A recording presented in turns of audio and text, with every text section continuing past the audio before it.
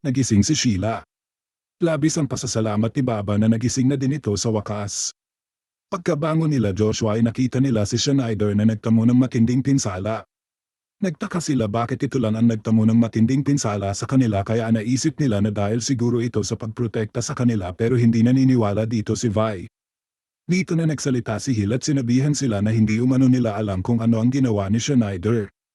Pwede sanang iwasan ni Schneider ang atake ni Kazu pero mas pinili niyang sanggain na lang ito para maprotektahan lang silang lahat. Nabanggit din ni Hill ang kasalukuyang kalagayan ni Schneider na nawala ng paningin na hindi din nila napansin. Kaya napasabi na lang sila na ganito pala kabuti si Schneider pero hindi sigurado dito si Yoko. Sa inis ni Schneider kay Kazu ay bigla itong nagising at kinuha si Lars para gumabay sa kanya papunta sa kinaroroonan ni Kazu. Kagad silang umalis at mabilis na naabutan si Kazu sabay inatake ito kagad. Pagkabagsak nilang dalawa ay hinawakan ni Schneider si Kazu at sinuntok ito pero mabilis din itong nakawala. Katapos ay lumikha ito ng maraming mga shadow clone.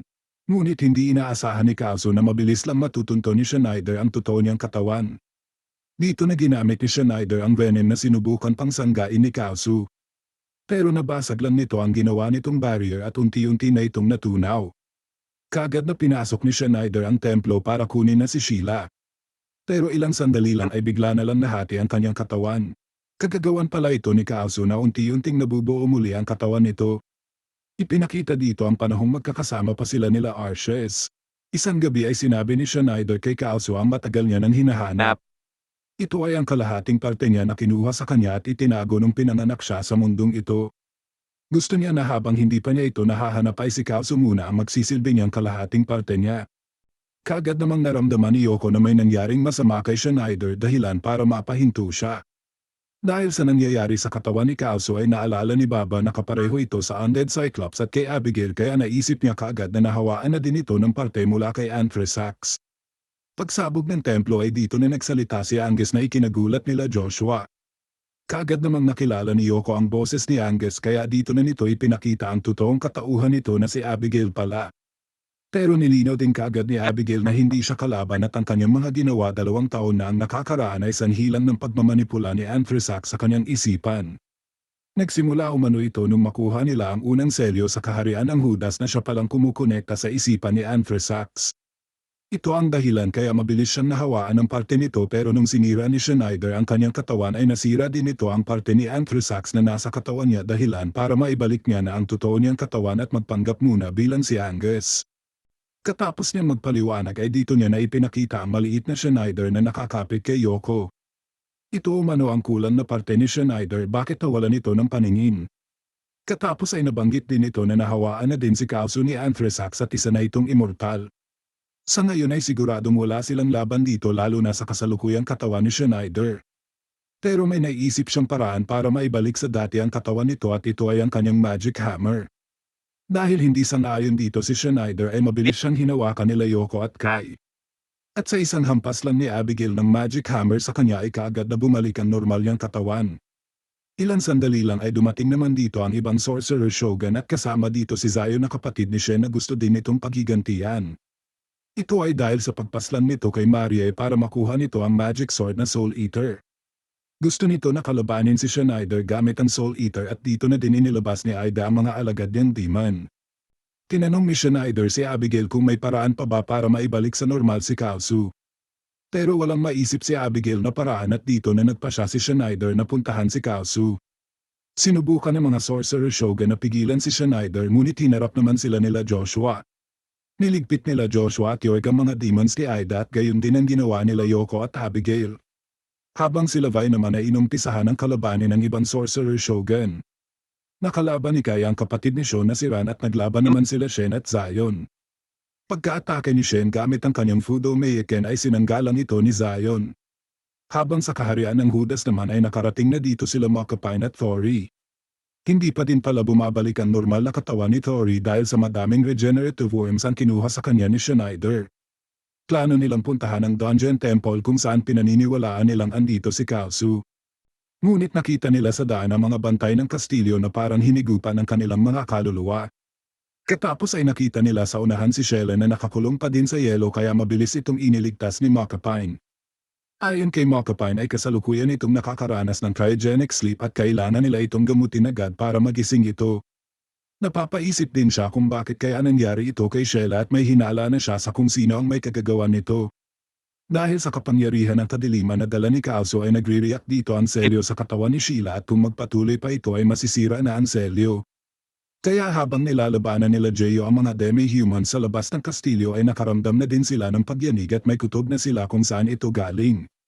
Ililigpit na sana ni Kaoso si Sheila para tuluyan ng masira ang selyo ngunit bigla naman siyang inatake ni Schneider. Pagkabangon niya ay muli siyang inatake ni Schneider at mabilis niya itong tinapatan. Sa lakas ng kanilang mga atake ay lumikha ito ng malakas na pagsabog. Kaya napansin ito kagad nila Yoko at nakita nila sa taas sila Schneider at Kaoso. Alam ni Abigail na magiging labanan ito sa pagitan ng kani-kanilang mga magic spell. Dito na din biglang naalala ni Kaoso si Schneider bilang dating ang kaibigan at master. Nang magpatuloy ang kanilang labanan ay unang umatake si Kaoso gamit ang kanyang Dankard. Matapos itong maiwasan ni Schneider ay gumanti ito gamit ang kanyang Rainbow's Mystic Arrow.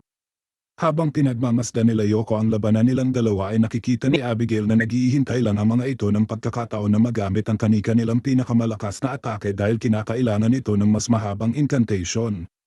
Ilang sandali lang ay nagsimula ng mag-cast ng spell si Kaoso para sa pinakamalakas niyang atake at gayon din si Schneider. Dahil sa gagamitin na spell ni Schneider ay napansin kaagad ni Abigail na mauunang matapos si Kaoso.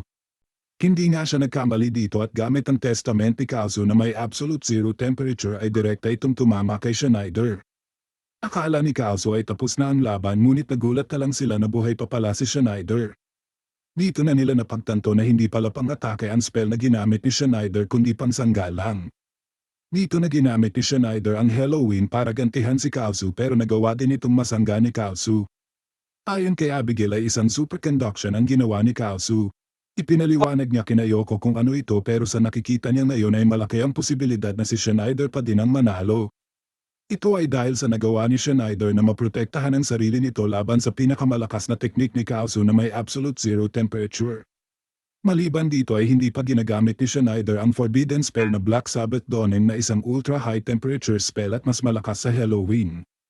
Pero gayon pa man ay hindi pa din maiwasan ni Yoko na mag-alala dahil pakiramdam niya ay may hindi magandang mangyayari.